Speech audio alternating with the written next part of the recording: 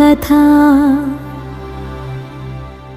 అంతేనేమో అంతేనేమో అంతులేని వేదనేమో ఆడపిల్లను కదా.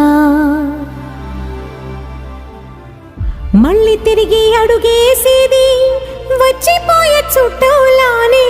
నేను పుట్టి పెరిగిన ఊరికి ఇంకా పైన పొరుగురిదాన్ని. కట్టదాటి గంగ నేడు కంట పొంగెనే.